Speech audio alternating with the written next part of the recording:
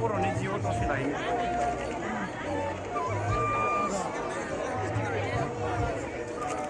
नैबे 100 नैबे 200 बेनिफ्राय नैबे 80 थाखा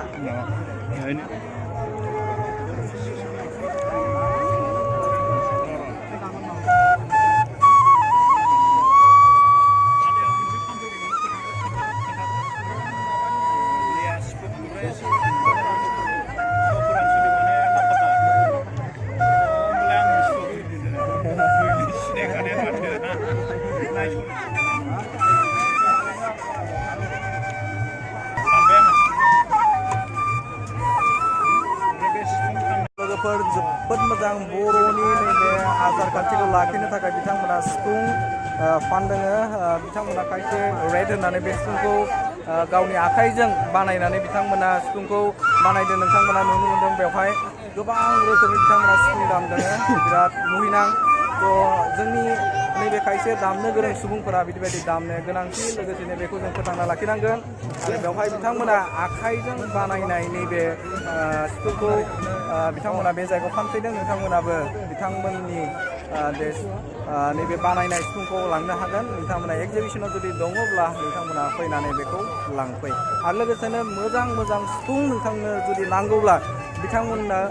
कन्टेक्ट खालामना फैनो हागोन आं बिथांमोननि कन्टेक्ट नाम्बारखौ आंनि डिसक्रिपसनाव होनाय जागोन थ' नोंथांमोना कन्टेक्ट खालामनानै बिथांमोननिफ्राय बे मोजां मोजां सिफुंखौ लांनो हागोन आरो लोगोसेनो बिथांमोनजों रायज्लायनो नाजागोन जे बिथांमोना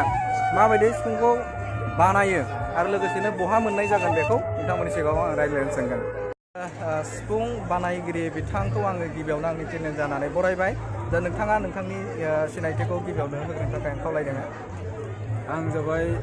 1 नं सुवापुरनि गामिया जाबाय जारखना नांगौ जायोब्ला मोनगोन सब जोंनियाव गावनो जों निजे बानायनाय जोंनियाव दंखायो सिफुङा मेला दं आरो दंखायो मा कटनि नांगौ गासिखौबो मोनो जोंनियाव सिफुंखौ आरो ने सिफुं मोनखायो खेराइनि नांगौ आर'जनि नांगौ बायदिसिना सबनिबो मोनो गासैखौ बानायनाय जायो आरो ने दा बेखौ माजों बानायनाय जायो ओरैनो नैबे जेनेबा खायसे औवाफोर थायो नङाबा औवा बिजलिजों बानायो आरो औवा थेरे ना मा औवा थेरेजों बानायो बांसिन नोंथाङा नोंथांनि नाम्बारखौ खोन्थानो हागोन नामा अडियेन्सनो जाय बिथां भिउवारफोरनो जे नोंथाङा जे जिअ'टे बेखौ सेल खालामदों खायसे एड्रेसावथ' नागिरना थांनो एसे असम्भब नङा होमबा जिअ'टे नैबे फोनांजाब लामाजों नैबे फन नाम्बारजों बा कन्टेक्ट खालामनानै नोंथांखौ जिअ'टे जगाजग लानाय बायदि नोंथांनि नाम्बारखौ मोनसे खोन्थानो हागोन आंनि नाम्बारा जाबाय 8761884173 खनसे बुंफिनबाव 8761884173 स' नोंथाङा बिथांनि कन्टेक्ट नाम्बारखौ नोंथाङा मोनखाबाय नोंथाङा बिथांजों कन्टेक्ट खालामनानै गोनांथि जायोब्ला नैबे आर'जनि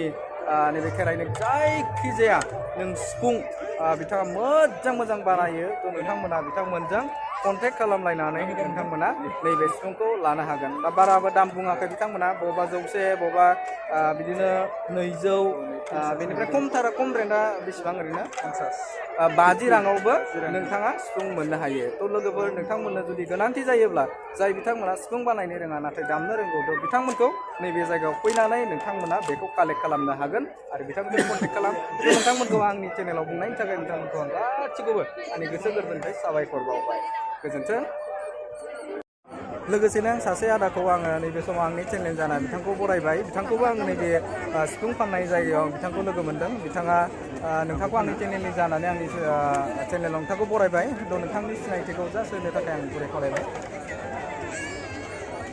नाम्बार गोनां आंनि मुङा जाबाय फरगेसर बर' आंनि गामिया जाबाय जाबांका फोथार बरहल्ला पिअ भेरगाव आरो आनसलिक जाबाय आंनिया डिमाकुसि ओनसोल आंबो बनायना सिफुं लाबोदोंमोन आंनिया नांजोबबाय मानो होनबा आं सेरजाखौ फानो आङो बेयावनो मियानिफ्राय आं दौफैबाय बेयावनो नोंथांमोननि सेराव आं दामनोबो हायो मा दामनांगौ नोंथांनि सेराव खिन्थिगोन आं जाबाय खेराइनिबो टिचार आङो डिमाकुसि हिरिम्बा खेराइ खृष्टिनि आफादनि बे जायगायाव जों खनसे थांदोंमोन नैबे हिरिम्बा बाथौ थानसालियाव जोङो खनसे थांखांबाय बे जायगायाव थ' बेवहाय जोबोद समायना ना बे हिरिम्बा बाथौ थानसालिया थ' नोंथांमोनाबो आंनि भिडिअ नायनानै बे जायगायाव फैनो हागोन बेनि डाइरेक्सनखौ होखादों बिथाङा बुंदों मा नैबे सेरजाबो बिथांनाव मोनो बिथाङा सेरजा दानो दा सेरजाखौ नोंथाङा दा दङ नङा होमब्ला एभेलेबेल दङ दा नोंथाङा गोनांथि जायोबा दाना होनाय दा सेरजायाव बेसेबां ओरैनो ओरैनो 8,000 8,000 आरो 6,000 12,000 बेनोथ' आरो ना 12 6 आरो 10,000 दा बे रोखोमै नैबे नोंथांनो गोनांथि जानाय नैबे सेरजा नांगौब्ला बिथांजों कन्टेक्ट खालामनो हागौ नोंथाङा नोंथांनि कन्टेक्ट नाम्बारखौ होनाय 8761855208 दा बिथांनि कन्टेक्ट नाम्बारा जादों मा 8761855208 नोंथाङा बे बिथांजों कन्टेक्ट खालामनानै गोनांथि जायोब्ला नैबे सेरजा लोगोसे सिफुं आरो बर'नि खायसे दाममुफोरखौ बिथांजों लोगोसे बिथाङा नैबे टिचारबो नैबे डेन्स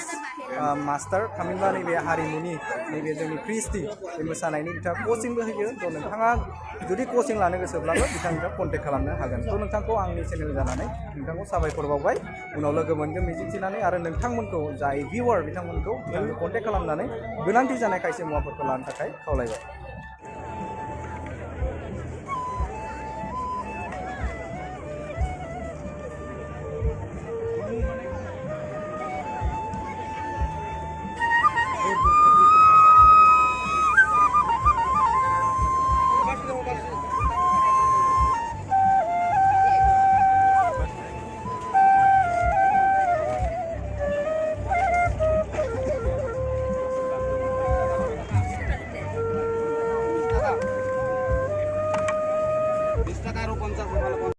नैबे समाव आङो 59थि बर' थुनलाइ आफादनि बोसोरारि जथुम्मा बे जथुम्मायाव आं दंफैयो नोंथांमोननो खायसे भिउखौ नोंथांमोननि सिगाङाव दिन्थिगासिनो लोगोसेनो बेवहाय सासे आदा जोबोद मोजां नैबे सेरजा दामग्रा दङ बिथांखौ आंनि चेनेलाव नोंथांखौ बरायना लाबाय दा बिथाङा सेरजा जोबोद मोजां दामो लोगोसेनो नोंथांनो जुदि गोनांथि जायोबा सेरजा बिथांजों कन्टेक्ट खालामनो हायो बिथांनाव एभेलेबेल सेरजा दङ नोंथांमोना खोनानो मोन्दों एसेबां मिलौदो बिथाङा सेरजा हुदों